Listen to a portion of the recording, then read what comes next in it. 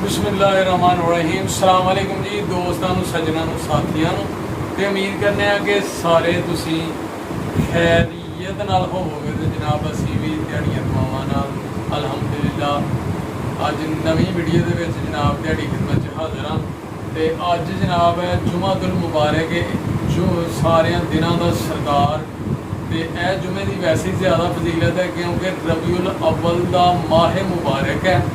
तो रबीउल अव्वल के माह मुबारक का जुमा है जनाब। तो यदी फजीलत वैसे ही ज़्यादा है क्योंकि इस महीने दे विच साडे ते तुहाडे नबी ते दोनों जहानों वास्ते रहमत बना के जिन्होंने अल्लाह ताला ने इस दुनिया ते भेजा जनाब। तो इस महीने दे विच वो तशरीफ लैके आए। तो इस वास्ते इस महीने की वैसे ही ज़्यादा फजीलत है। तो इस महीने के जुमे की वैसे ही बड़ी अजमत है। ठीक है जी। तो जुमे वाले दिन किहड़ी सूरत नूं रूटीन नाल जनाब तलावत करना चाहिए, वह बड़ा अजर है। वैसे तो तमाम कोई भी तुम नेक अमल करोगे तो वह डबल सवाब है। सुनता भी पढ़ोगे जुमे वाले दिन तो वह भी फर्जा जिना सवाब है। तो बड़ा अजर रखा था अल्लाह ताला ने जुमे वाले दिन च मुसलमानों वास्ते। तो दोस्तों अज के दिन जुमे वाले दिन सूरह काफ जिहड़ी है ना उसकी तलावत करनी चाहिए है। उसका बहुत ज़्यादा मकाम है। तो बड़े इनामात रखे ने अल्लाह ताला ने इस सूरत दे विच बंदे वास्ते, इंसाना वास्ते। जिहड़ा बंदा सूरह काफ तलावत करेगा ना जुमे रात, जुमे की दरम्यानी शब नूं जिन्हों तलावत करेगा बंदा, तो 70,000 फरिश्ते रहमतां दियां दुआवां करनगे उस बंदे वास्ते सुबह तक।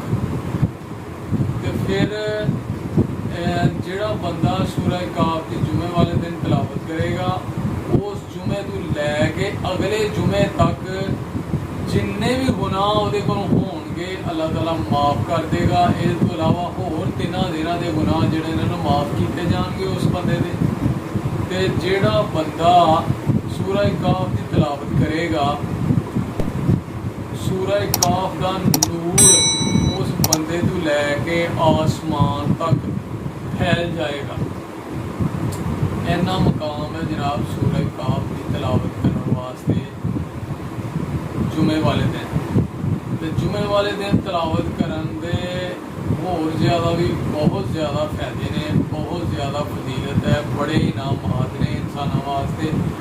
एक होर के सूरह काफ की तलावत करने वाले वास्ते ना अल्लाह ताला जनाब पेट के फोड़े, मुख्तलिफ बीमारियां, पैरों के दर्द,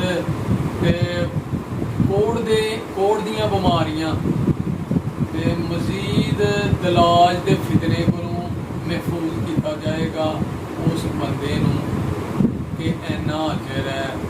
इस वास्ते दोस्तों जुमे वाले दिन ज़्यादा से ज़्यादा तलावत करो, नेक अमल करो, नमाज पढ़ो, सुनता भी ना छड्डो। सुनता का भी बड़ा ज़्यादा जनाब अजर है। तो सूरह काफ का वैसे ही बहुत ज़्यादा फजीलत है जिहड़ा बंदा के तलावत करेगा।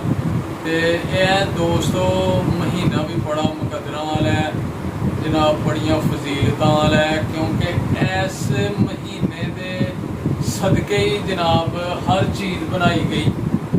तो सरकार भी इस महीने से क्योंकि साढ़े नबी रहमतुल लिल आलमीन सल्लल्लाहु अलैहि वसल्लम इस महीने दुनिया ते तशरीफ लैके आए। तो इस वास्ते वैसे ही बहुत ज़्यादा मकाम है। तो ज़्यादा से ज़्यादा महफिलां करो, मिलाद मनाओ, मिठाइयाँ वंडो उन्होंने नां दियां, ते जनाब खुशी मनाओ। ईद मिलादुन नबी सल्लल्लाहु अलैहि वसल्लम आ रही है 2-3 दिन तक। तो दोस्तों ज़्यादा से ज़्यादा एहतमाम करो जुलूसां का। ठीक है जी। तो अज की वीडियो च यही पैगाम है सारे दोस्तों वास्ते जिहड़े भी वेख रहे हैं सानू। तो अगर साड़ियाँ गल्लां तुहानूं आईयां ने पसंद तो साढ़े चैनल कर लो सबसक्राइब, लाइक कर लो, शेयर कर लो दोस्तों, सज्जनों, साथियों नाल। तो फिर होएगी मुलाकात एक नवी वीडियो के नाल, एक नवे ब्लॉग च इंशाअल्लाह ताला। ਤੁਹਾਡੀਆਂ ਦੁਆਵਾਂ ਨਾਲ, ਅੱਲਾਹ ਤਾਲਾ ਦੇ ਕਰਮ ਨਾਲ ਤੇ ਸਿਹਤ ਤੰਦਰੁਸਤੀ ਦੇ ਅੱਲਾਹ ਤਾਲਾ ਫੇਰ ਹੋਏਗੀ ਮੁਲਾਕਾਤ ਤੁਹਾਡੇ ਨਾਲ ਦੋਸਤੋ। ਤੇ ਹੁਣ ਦਿਓ ਸਾਨੂੰ ਇਜਾਜ਼ਤ। ਓਕੇ ਫਿਰ ਅੱਲਾਹ ਹਾਫਿਜ਼, अस्सलाम वालेकुम।